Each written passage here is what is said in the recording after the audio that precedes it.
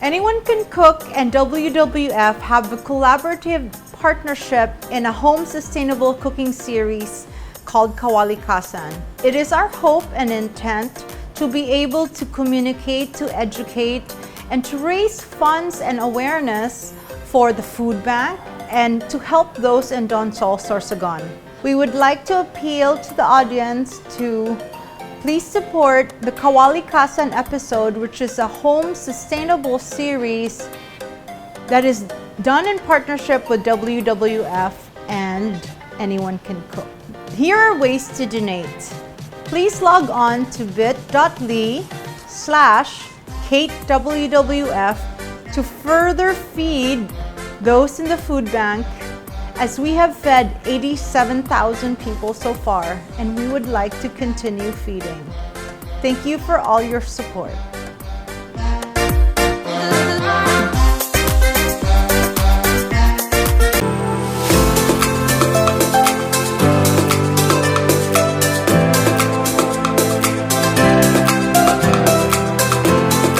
Welcome to another episode of Anyone Can Cook. My name is Kate Dychango-Anzani, your host for today. And in this episode, we're super excited because we're gonna talk about zero waste in your kitchen. And nobody really realistically achieves zero waste because there's always leftovers, repurposing food. But we're gonna go through the process of trying to create zero waste by maximizing your ingredients and minimizing your waste.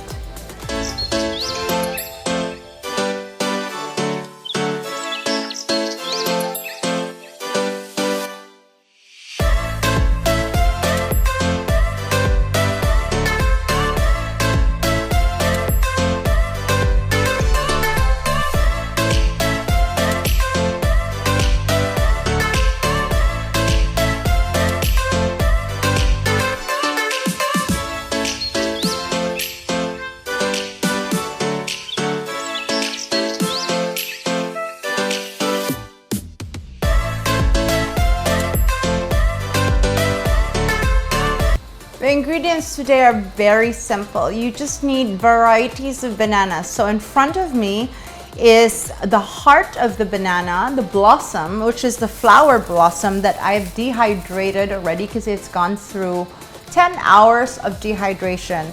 And we got left with this, which is the flower of the heart of the banana.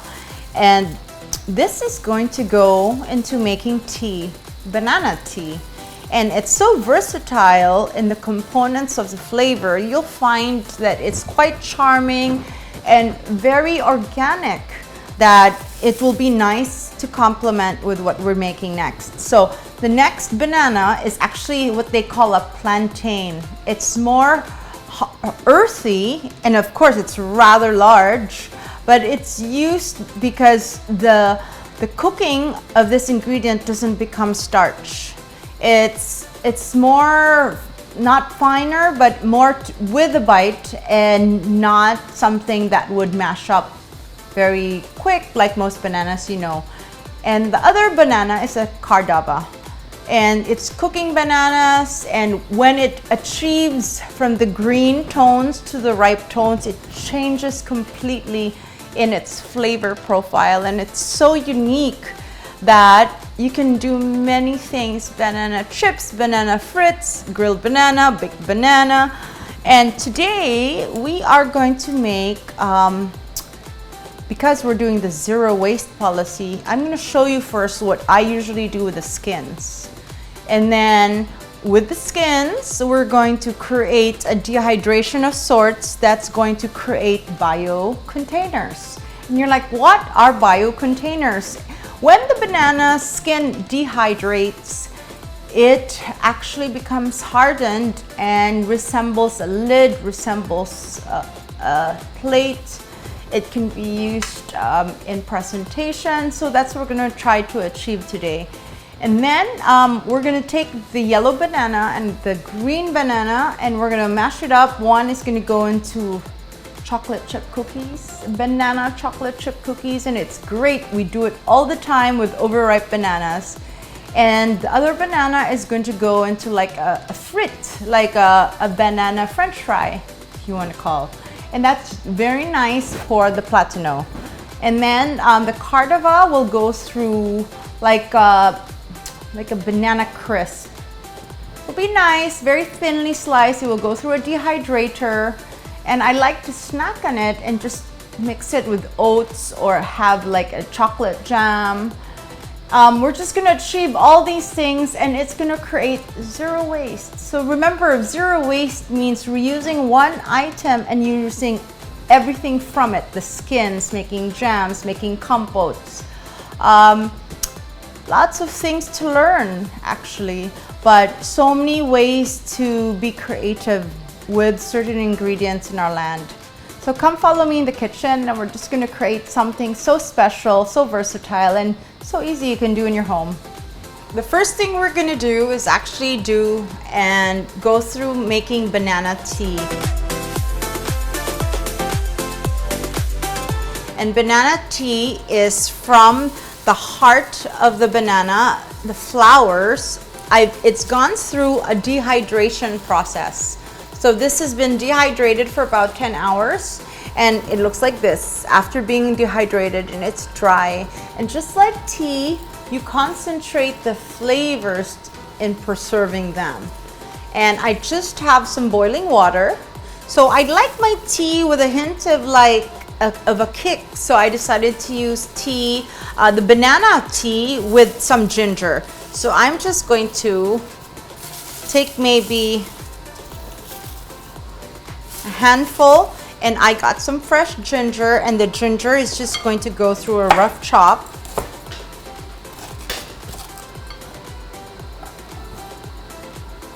And the ginger just goes into a tea. So you just want to let it steep. This crazy side of me likes to get a little kick on top of the ginger. So I'm gonna take these, I won't even say they're bird's eye chilies. They just give a hint and a depth of sweetness. They're not necessarily spicy.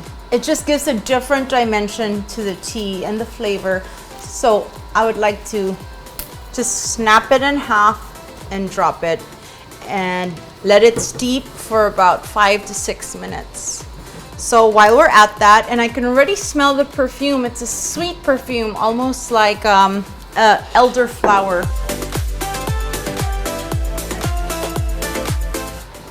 So while we're at that, I have in front of me the ripened platano, the plantain banana. And I love the size. Look at that, it can just hide my eyes. I would like to use the skin for a wrapper. And because of its size, it's so great to use as a bio wrapper or a bio container to cover. So I'm going to just slice it, and I don't want to have any cuts. So what I'd like to do is take it in half and just do a clean cut, and then you peel out the skin.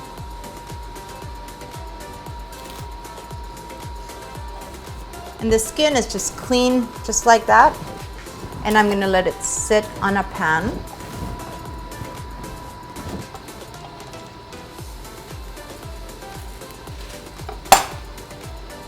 And it's so beautiful because of its ripeness, it just comes off like you're peeling a banana, but look at that.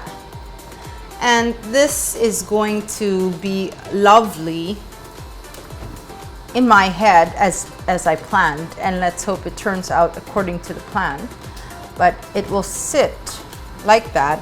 And the same way, we're gonna get the cordova, two completely different kinds of texture of the bananas. So I'm gonna put that aside, and then I'm gonna take the tops, and I'm gonna use this as my base because today it's overripe nearly blackening. I can smell that overripe sweetness. That's when I know it's not gonna go into a savory dish. I'm gonna create banana chip cookies, and I love cookies, and cookies are a stagnant thing in our home, and it's something that just goes away overnight. So I'd always like to create cookies, and because I would like them in the healthier bit, I use bananas. I use bananas as the sweetener instead of much sugar. So it lessens the sugar and the bananas take over, and it has a nice texture. So also the skins, that's going to go in the plants of these bio containers.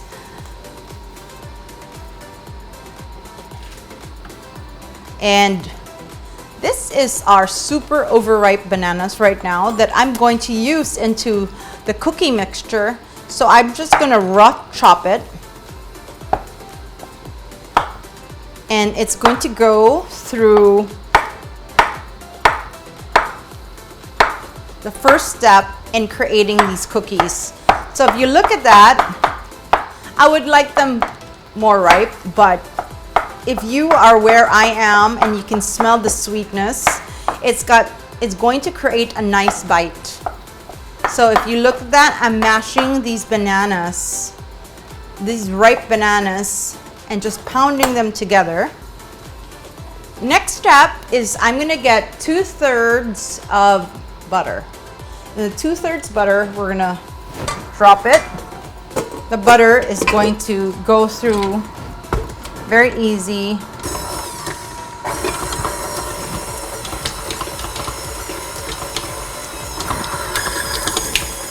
And we're just gonna get the butter to churn in there.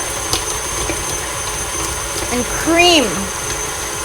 And in this phase, I took the 2 bananas, and the 2 bananas is probably equal to 1 cup. And I'm just gonna drop the bananas inside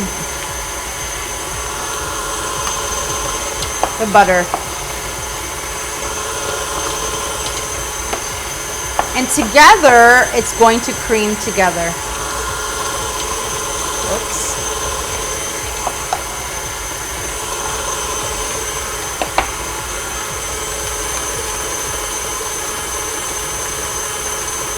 And if you look at that, it kind of looks like cream butter together. You're gonna need a little bit of a binding from the sugar. So I'm gonna take maybe 1/3 of a cup. So 3 tablespoons of sugar is enough where you wanna get it to kind of like bind it together. White sugar, I use less of, and we try to use coconut sugar, brown sugar. Get a little bit of 1 teaspoon of baking soda and baking powder, and that's going to go in there.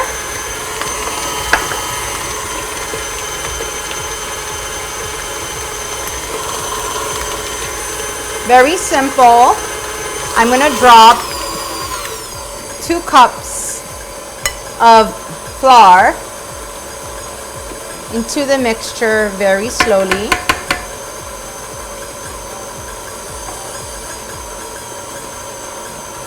So you get the paste of where you want it.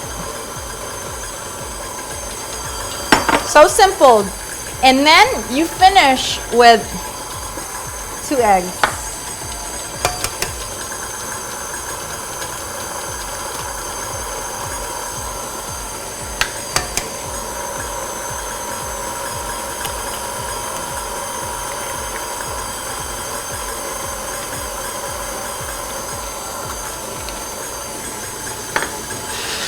If you look at the consistency, this is where you want to go with the consistency. While we're at that and waiting for it to mix, I've turned on the dehydrator, and the dehydrator has many layers, and I've taken the liberty to put the skins on each layer.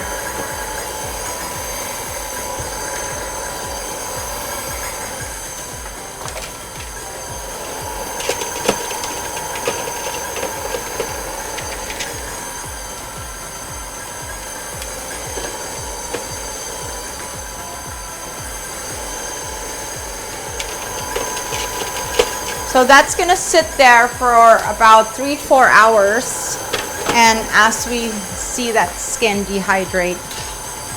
So the next step of the cookies is to actually drop the chocolate chips. So I have the chocolate chips, and I'm just going to turn it off and do it at the first attachment speed, and you drop about 3/4 cup of the chocolate chips. I think that's where I want to take it. The next step is to get wax paper, and quite easily just get the pan in your oven and just get the wax paper and put it on the pan. So simple.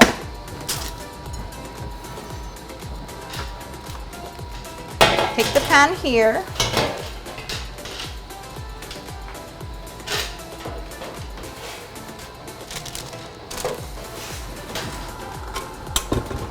So the consistency of the banana, the chocolate chip batter is thick, and it speaks of itself.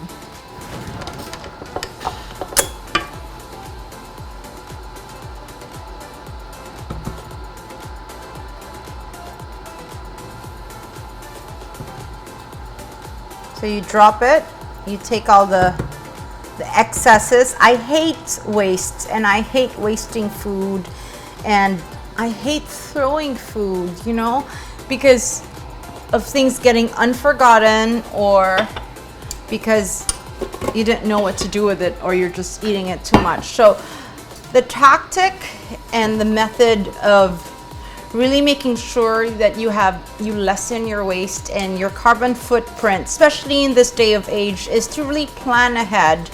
I mean, it doesn't hurt to plan forward, so you live a life of quality, really. And here we are with like a paste thickened of banana chocolate chip, and really it's the banana that adds the sweetness to this, and my kids love it. So very simple. I get a tablespoon, 2 tablespoons, and I just scoop it.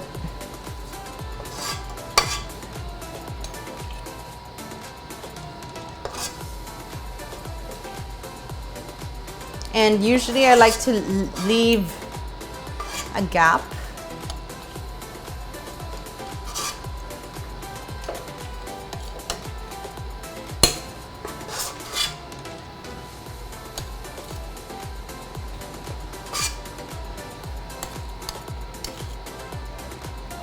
Is my last bit in there because I have little batter left.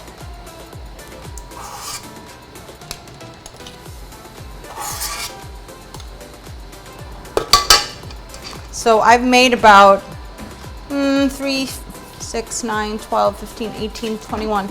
I've made about 21 cookies, and that's gonna go with me in the oven.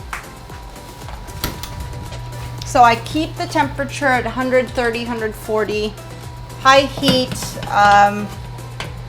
maybe about 10 minutes. It's gonna sit there. So I'm taking a look at my banana tea, and it's ready. So I'm gonna put that aside, I'm gonna strain it, and we're gonna get that ready. So while I have a flame, I got another pan. And this other pan is going to go through the semi-ripened platano, or the plantain. It's hard, thick, and firm. So what I'd like to do is I'd like to get it in shreds and get it to a different texture that we're going to create grain. So I'm going to get the banana and I'm going to grate it. And you're like, what is she doing? You'll see. I'm creating a fritter, but that's different. And because it's sweet, it's gonna have a nice bite. Very simple, but it speaks sophistication in presentation, speaks sophistication in flavor. Take a look at that. So I grate the banana, and I'm going to do the same. So I've taken the whole banana,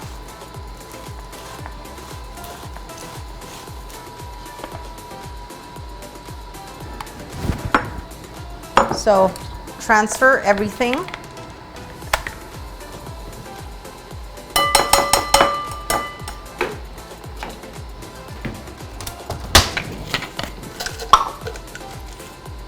To give it a depth of the hint.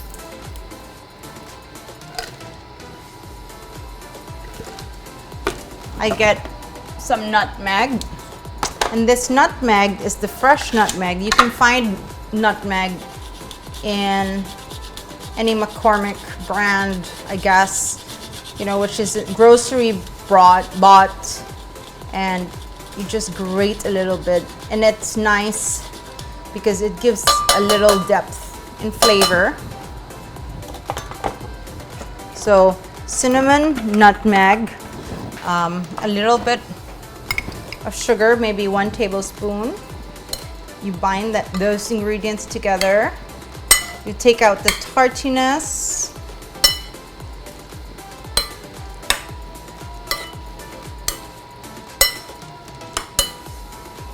Right? And then you get your pan.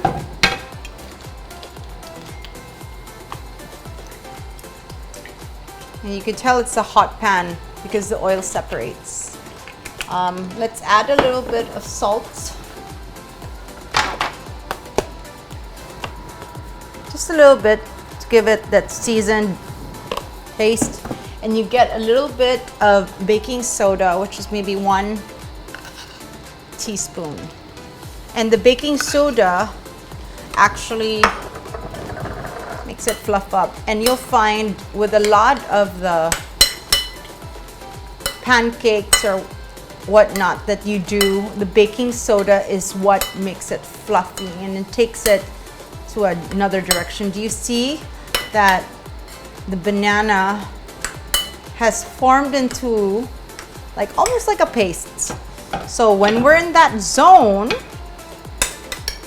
you take 1 tablespoon.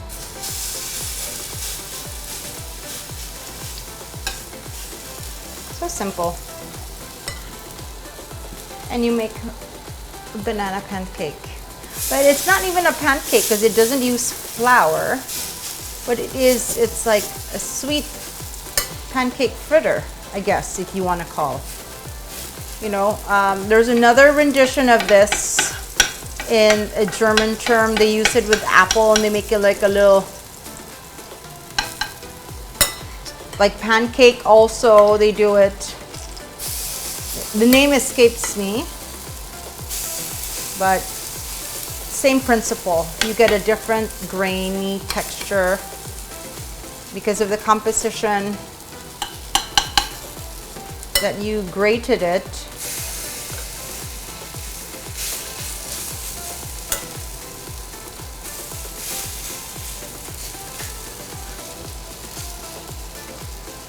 And remember, it's so simple. It was salt, sugar, a little bit of cinnamon, nutmeg,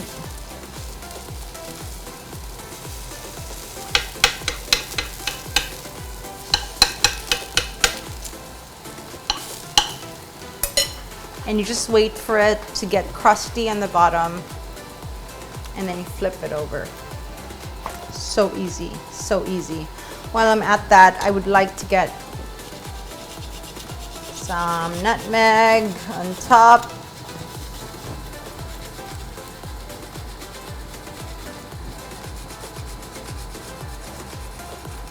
I remember what it's called now. In the German element of cooking something like this is like a rosti. You know, you grate it, but we grated the banana. It's gonna have such a unique, powerful essence, flavor, and texture that it's addicting. So let's check if this baby is ready to flip over.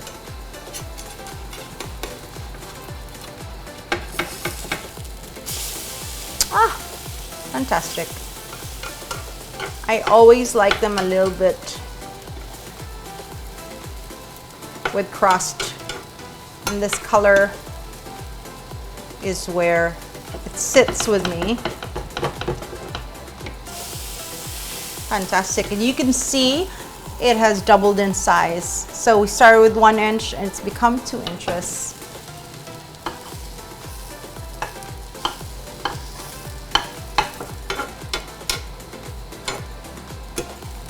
And that needs to cook. Oh, okay, this one is a difficult one. It's on sticking to the pan. Voila, look how beautiful that texture is. Like almost like a banana spaghetti, even in its essence.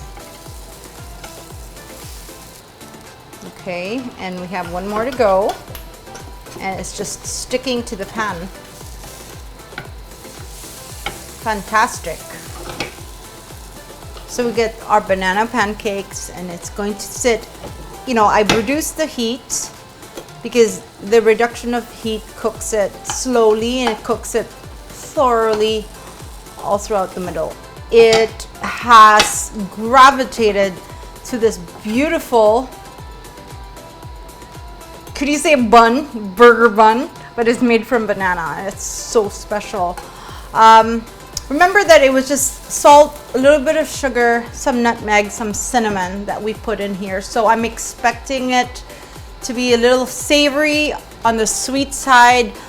And because we're having afternoon tea and we're already having the sweet from the chocolate chip banana cookie, I've decided to make this crossover so it's savory.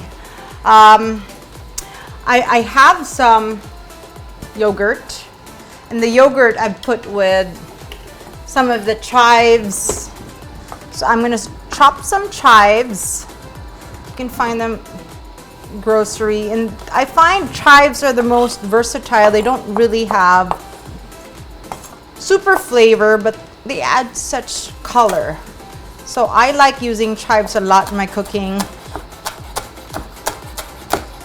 And it gives that extra presentation finish.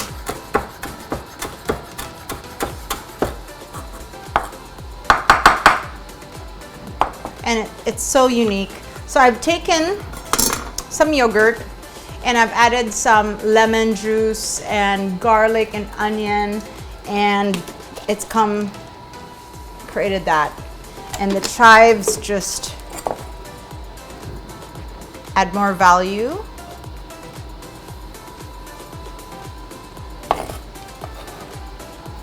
So let's take this banana and see if we've achieved its full cooking potential together. And it's become such a beautiful dome. And we're just gonna serve it on a plate right now.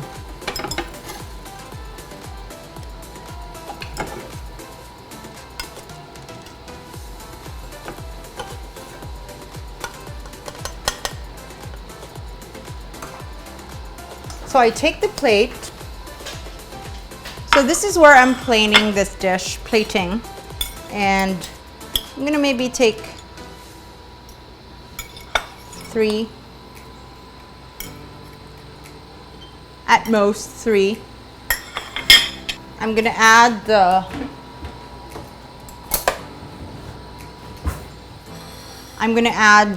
the yogurt and chives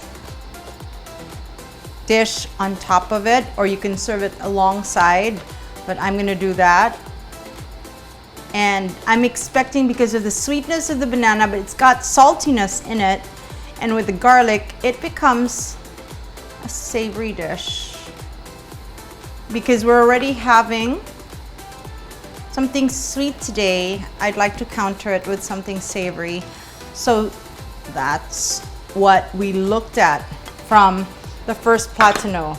Let's look at the tea, and we're having fresh banana blossom tea with a little bit of ginger, and I have my little teapot right here, and I'm just gonna strain that in front of you right now. And oh, it smells so wonderful. And the teapot, and let's go check on the cookies before we unravel and we unbox this together. The house smells like a perfume of cookies, of a cookie art, cookie dough. And wow, beautiful color.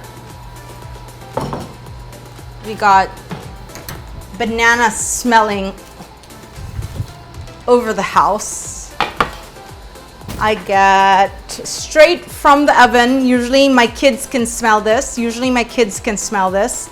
And we're just gonna go straight to the plate because I can already hear the pitter patter of the feet, and they're just gonna attack.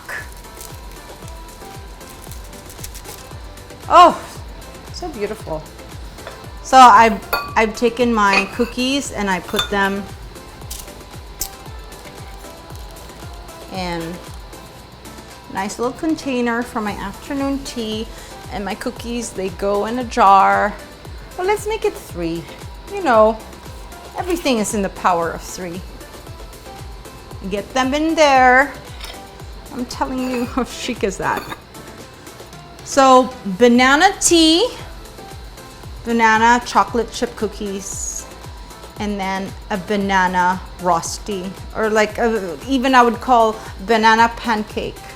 So simple. You saw me do it within 20 minutes. Easy. The skins are going through its dehydration process. What I would do is I would put the skins and assemble it like the plate, or use the skins of the banana to cover and seal the banana cookies. But because it's not ready, and I'm going to show you in the next episode, but you're to expect that these skins are used in this dish.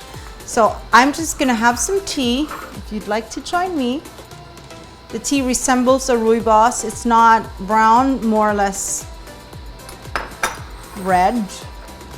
And ginger, syrupy. The blossom of the banana is coming out. It's got flower, it's got petal, and it's the ripeness of the banana. Easily drinkable and so good for your health, really. So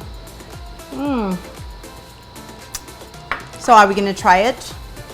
This is something that's been done overseas as a rosti, this banana, and we've decided to take it another level by using what we have in the garden and using local produce. Yum. Oh gosh. I wish I didn't even share that with you, but it's worth sharing because you need to share it with your family and your meals. It's so good. Wow, if you can't get platano, might as well use the cardava. But the platano with this kind of technique, grated, it's got bite, it's not too chewy, got texture. The flavors are spectacular. Yum. I would eat another. Just great. Just great. While we're at this, I like my tea with a coffee, or oat coffee with a cookie, always, all the time. It's still hot, held its shape.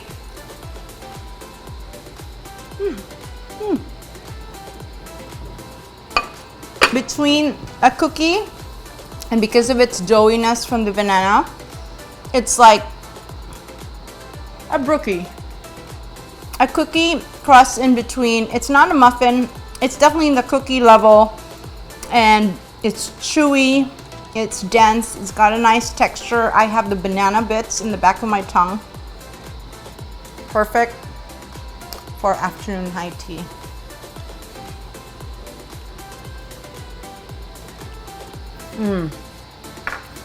Before I close and before I just eat this all, I just want to say thank you for joining me. My name is Kate Dychango-Anzani, and really I just enjoy to cook, and it gives me so much pleasure to create. And if you can make this in your home, it will give me true success to know that we've achieved in making your lives better, eating healthy meals, having zero waste, together with the WWF. Anyone Can Cook in My TV. We thank you for tuning in.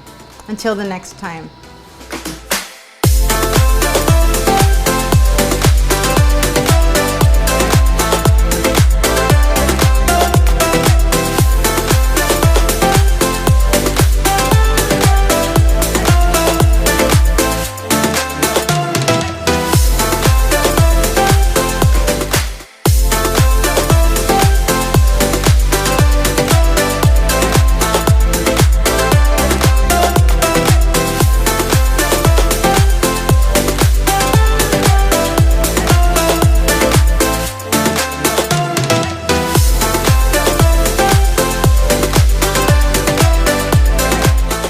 Anyone Can Cook and WWF have a collaborative partnership in a home sustainable cooking series called Kawali-Kasan. It is our hope and intent to be able to communicate, to educate, and to raise funds and awareness for the food bank and to help those in Donsol, Sorsogon. We would like to appeal to the audience to please support the Kawali-Kasan episode, which is a home sustainable series that is done in partnership with WWF and Anyone Can Cook. Here are ways to donate.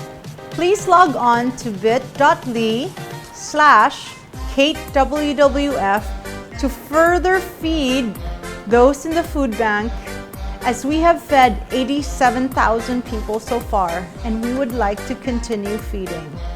Thank you for all your support.